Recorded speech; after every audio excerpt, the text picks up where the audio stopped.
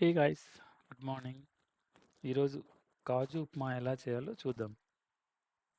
So ముందుగా కాజు ఉప్మాలోకి onion, మిర్చి, టమాటా, potato, carrot and కాజు తీసుకుందాం. ఉప్మాలోకి ఒక కప్ ఉప్మా రవ్వ కూడా తీసుకుందాం. ఇందులోకి జీలకర్ర, ఆవాలు, కరివేపాకు కూడా కావాలి కాబట్టి అవి కూడా నేను తీసుకొని రెడీగా పెట్టుకున్నా. ఇప్పుడు కడాయి తీసుకొని అందులోకి కొంచెం ఆయిల్ వేసి ఆవాలు, జీలకర్ర, కాజు వేసి ఫ్రై చేస్తున్నాను. ఇవి కొంచెం ఫ్రై అయిన తర్వాత మనం కట్ చేసుకున్న ఆనియన్ అండ్ మిర్చి వేసుకోవాలి. మిర్చిని మనం చాలా చిన్నగా కాకుండా ఇలా స్లిట్స్ చేసుకుంటే సరిపోతుంది. ఆనియన్స్ కూడా మనం చిన్న చిన్న ముక్కలుగా కాకుండా ఇలా స్లిట్స్ చేసుకుంటేనే మనకు తినడానికి చాలా బాగుంటుంది. చిన్న చిన్న ముక్కలుగా చేసుకుంటే మరి అవి మెత్తగా అయిపోతాయి. సో మనకు తినేటప్పుడు కూడా ఆ ఆనియన్ ఫ్లేవర్ అనేది తగలదనమాట. ఓకేనా. సో ఇలా ఫ్రై చేసుకొని మనకి ఆనియన్ కొంచెం చాలా రెడ్ కలర్లో వచ్చేంత వరకు మనం ఫ్రై చేసుకోవాలన్నమాట. ఎప్పుడైతే రెడ్ కలర్లో వస్తుందో అప్పుడు మనం తర్వాత క్యారెట్ అండ్ ఆలు కూడా వేసి ఫ్రై చేయాలి.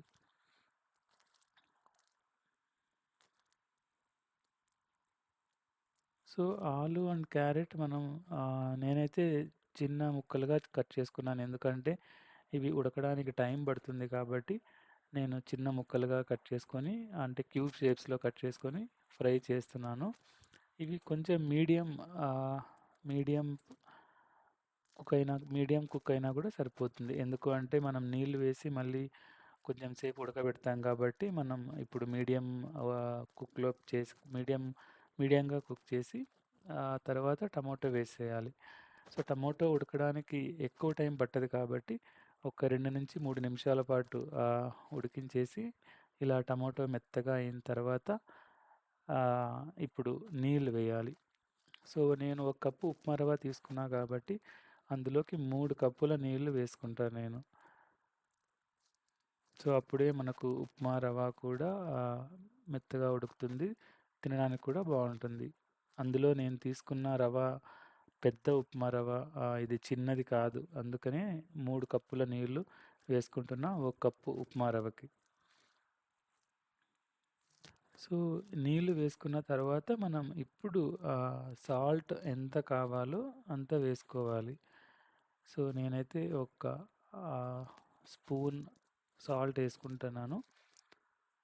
వేసుకున్న తర్వాత కొంచెం టేస్ట్ చూస్తే తెలిసిపోతుంది మనకు సాల్ట్ సరిపోయిందా లేదా అని. సో టేస్ట్ తగ్గట్టు మనం సాల్ట్ వేసుకోవాలి. అలా వేసుకున్న తర్వాత ఒకసారి ఫుల్గా తిప్పేసి కింద ఏమీ అంటుకోకుండా అన్ని వెజిటేబుల్స్ అన్నిటినీ అలా తిప్పేసి మూత పెట్టేయాలి. సో ఇప్పుడు నీళ్ళు మనకు ఉడుకు పెట్టేంత వరకు మనం వీటిని ఉడికించాలి. ఇలా ఉడికించిన తర్వాత ఇంతలోపు ఆ నీళ్ళు ఉడికేంతలోపు మనం పప్పుల పొడి రెడీ చేసుకుందాం. సో దానికి కావాల్సిన పప్పులు, గార్లిక్ అండ్ ఒక స్పూన్ కారం.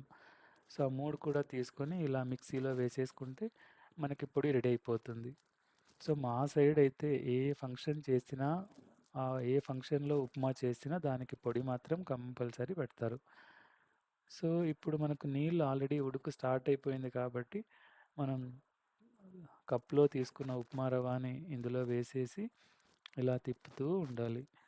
మనకి రవ్వ ఉడికేంత వరకు కూడా మనం తిప్పుతూనే ఉండాలి. అలాగైతే మనకు కింద అంటుకుపోకుండా రవ్వ అలా ఉడుకుతూ ఉంటుంది.